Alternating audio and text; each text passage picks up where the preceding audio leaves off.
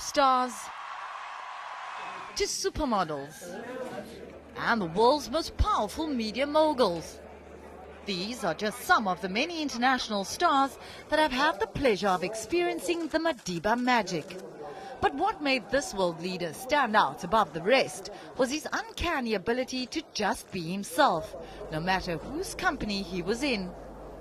He was having lunch at his table when Toko, his PA, brought him the telephone, and she said, "It's Buckingham Palace on the line, Tata." And he said, "Oh, hello, Elizabeth.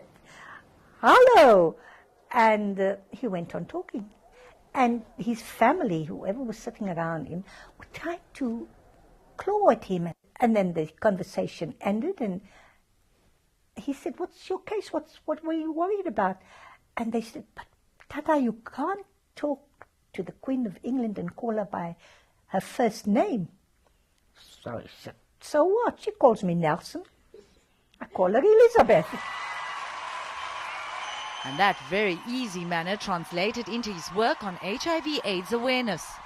No surprise then that on 23 November 2003, an event called the 46664 concert was born to promote this very vision. AIDS is no longer just a disease.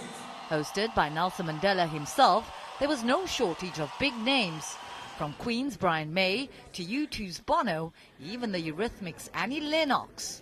Every one of those artists on the stage today, you will see that they've got the message, that they're becoming transformed and they want to be activists. And this is happening right now. So we are like the little seeds that he has spread.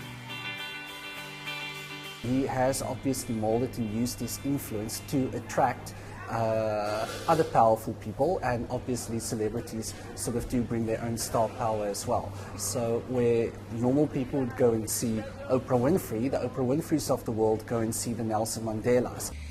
Madiba is my strongest living mentor. I want to be like him when I grow up. I will be there. And it was his unbridled charm that made him popular with the ladies, whether pop star divas or even royalty. Locally, the world's most famous prisoner, who went on to become our country's first democratically elected president, is a source of inspiration for South African artists. Big names such as Johnny Clegg, Hugh Masekela, and FRESHLYGROUND take strength from the example he set. It would have been amazing to meet him even 10 years ago when he was really at the center of change in South Africa. And he's really an icon. You know, he did amazing things in terms of where this country is today, and we need more people like him. Just reading about the discipline of the man. You know, someone who got up at 4 every morning and made his own bed and just stuck to this kind of disciplined, inspiring kind of structure in his life, and yet managed to achieve so much, starting with such a simple kind of ethos. Yeah, amazing. We live in a world where the AIDS pandemic threatens the very fabric of our lives. Yet we spend money on weapons than on ensuring treatment and support for the millions infected by HIV/AIDS.